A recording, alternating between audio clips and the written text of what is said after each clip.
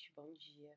Ao longo das últimas semanas, nós conversamos muito sobre relações de gênero, conversamos sobre como conceituar gênero, como entender melhor esse grande tema que tem sido tão contemporâneo, que tem muitos problemas, né, muitos conflitos em relação ao termo.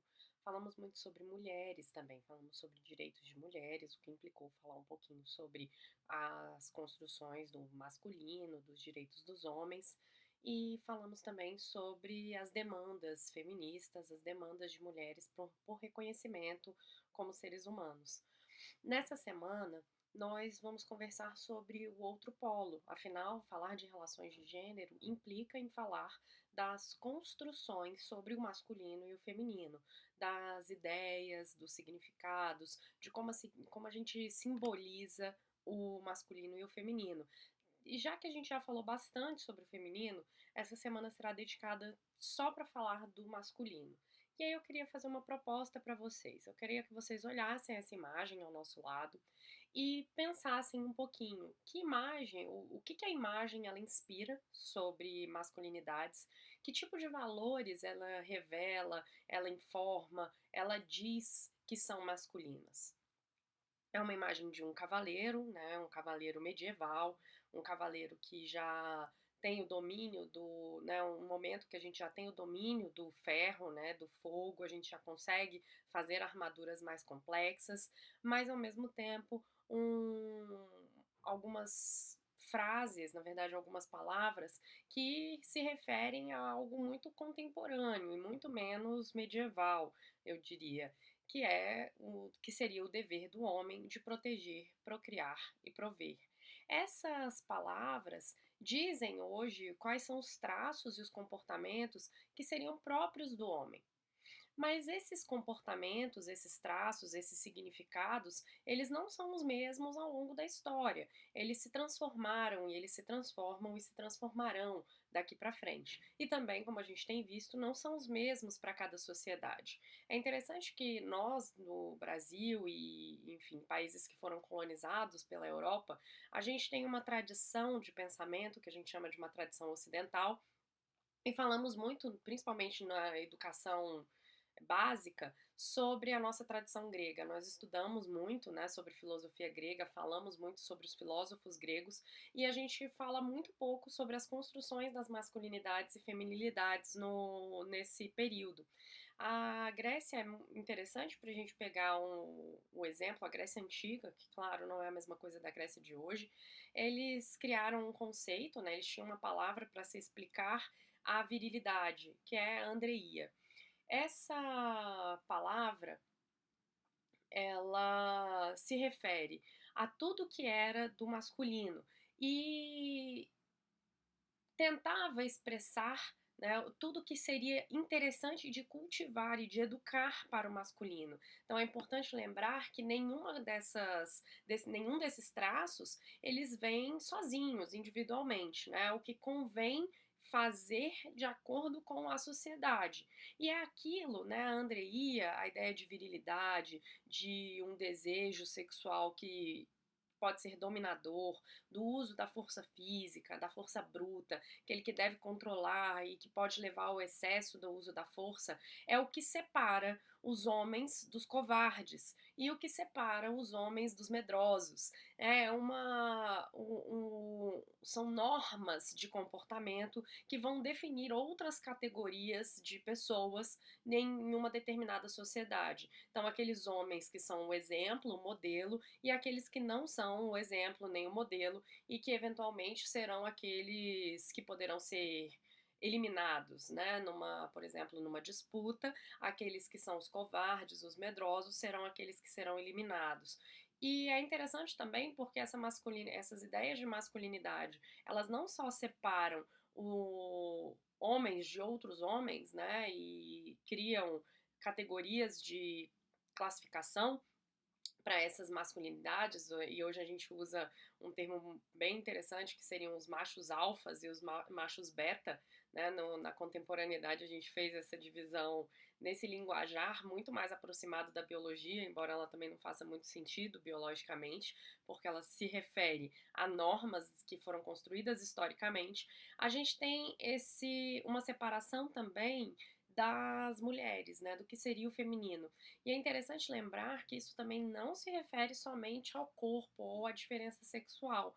Na Grécia Antiga, por exemplo, o que separava a masculinidade, essa virilidade, a andreia das mulheres, do feminino, do recatado, era a possibilidade de existência como cidadão, ou seja, a possibilidade de existência na vida pública. Então, o que separa o masculino e o feminino não são características específicas dos corpos, mas também a interpretação de quem é que pode estar na vida pública e de quem deve estar na vida privada. O que convém fazer e o que convém não fazer. E é importante lembrar que as mulheres elas não eram cidadãs, por exemplo, em Atenas. Elas eram uma classe inferior de pessoas, enquanto os homens, aqueles que eram considerados e educados para o masculino, eles tinham a potência da vida pública, da cidadania, da fala pública. E esse era considerado, essa possibilidade de exercer esse papel público, era considerado o de plenitude da pessoa, né? Quem não podia fazer isso não era considerado pleno como humano. Então, as pessoas escravizadas na Grécia não eram consideradas plenamente como humanas e as mulheres também não. Então a gente tem uma construção de masculinidade naquela época que era da força bruta, mas que deveria ser controlada. Então deveria ser ensinada a ser controlada, que poderia levar a uma violência extrema, mas que o ideal seria que essa força, que essa violência, essa agressividade fossem controladas e usadas em momentos específicos, como nos esportes ou na diplomacia. Então não são traços que a gente pode dizer que são naturais e também não são traços que escapam da educação. O papel da educação na Grécia Antiga, o papel da educação coletiva, da existência desses vínculos comunitários era essencial. As famílias eram importantes, claro, as famílias nucleares, o que a gente chama hoje de famílias nucleares, mas era a vida pública dos meninos, a vida desde a infância, transitando na vida pública, que era central, porque era para mostrar que eles eram fortes e que também estariam sob o domínio, sob o controle das outras pessoas, sob o controle dos outros homens. Então esses homens eles eram responsáveis por transitar com esses meninos para que eles aprendessem na vida pública esse uso, esse manejo dos seus corpos para que aprendessem quais eram o modelo importante do masculino e o que eles deveriam fazer. Então, as masculinidades têm história. A sexualidade, inclusive, na Grécia, é interessante porque o que era no momento de passagem, que a gente chama de um rito de passagem, que é do momento que o adolescente, né, o que a gente chama hoje de adolescente, porque também não existiam adolescentes naquela época, no sentido que a gente dá hoje, no momento de passagem da infância para a vida adulta, esses meninos passavam tanto em Atenas quanto em Esparta, eles passavam em Creta também, eles passavam por uma exclusão dessa vida. Eles eram levados para fora, para as margens da sociedade e precisavam fazer determinadas atividades para que eles retornassem depois à vida pública, né, à vida na cidade. Uma dessas coisas, uma dessas atividades era se submeter aos poderes de um amante. Então eram homens mais velhos que iriam ensinar esses meninos a se comportar sexualmente na sociedade. Era uma relação que tinha, claro, um exercício da sexualidade, mas que era também de aprendizado. Então a sexualidade ela era bissexual, vamos falar assim, na Grécia Antiga.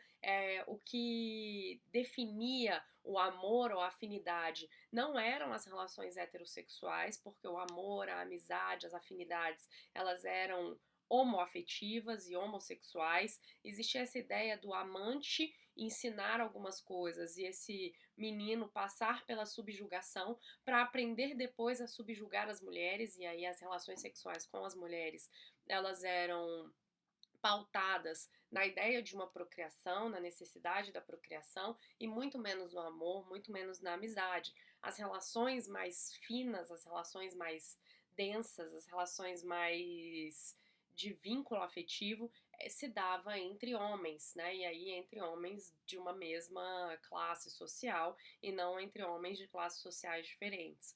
Essa pequena parte da história, de contar essas histórias para vocês, é para a gente lembrar que as masculinidades elas também se transformam.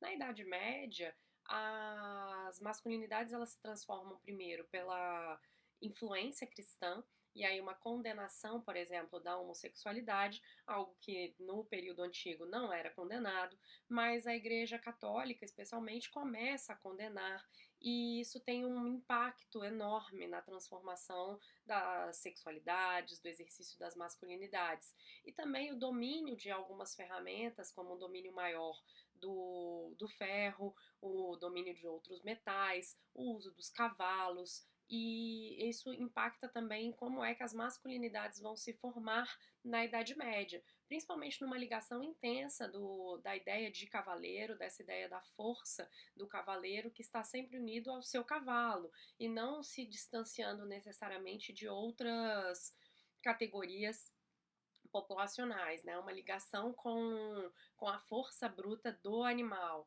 Então, existem transformações ao longo da história sobre as masculinidades, não há algo estanque, essa ideia de virilidade, ela pode atravessar um período histórico muito grande, então ainda temos uma ideia de força bruta, de que o masculino seria o forte, de que o masculino seria o que usa a violência, nós temos ainda isso e vamos conversar em outras aulas sobre a ideia de virilidade e central para a construção de um modelo de masculino específico, né, uma masculinidade hegemônica, mas também nós temos um papel central da educação para construir essas virilidades. E aí na Grécia Antiga, a gente tem um papel da educação para formar cidadãos e não só aqueles homens que são da força bruta, mas aqueles homens que controlam essa força, né? Um modelo de masculinidade que separa os meninos do mais valentes e os meninos medrosos. Em Esparta, a cena de, eu acho que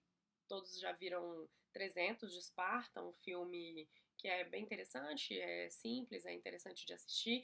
Não tem uma cena que os espartanos jogam as crianças de um precipício, essa cena é real, né? Ela parte de estudos históricos mesmo, em que crianças que eram consideradas mais debilitadas, ou seja, meninos que não eram fortes o suficiente, ainda que bebês, eram assassinados, né, para que só se mantivessem na sociedade aqueles que pudessem ser esses dominadores da sua força, esses que poderiam construir ou ser o representante do modelo de masculinidade. E ao longo da história a gente tem outras transformações, transformações nas ideias de amor, de a quem se ama, de como pode se amar, de como pode se exercer essa masculinidade, né? Uma influência grande tanto na vida das mulheres quanto na vida dos homens, da igreja e do Estado. Então essas masculinidades elas têm história e elas mudam de sociedade para sociedade e é sobre isso que nós conversaremos ao longo de toda essa semana. Muito obrigada, até a próxima aula.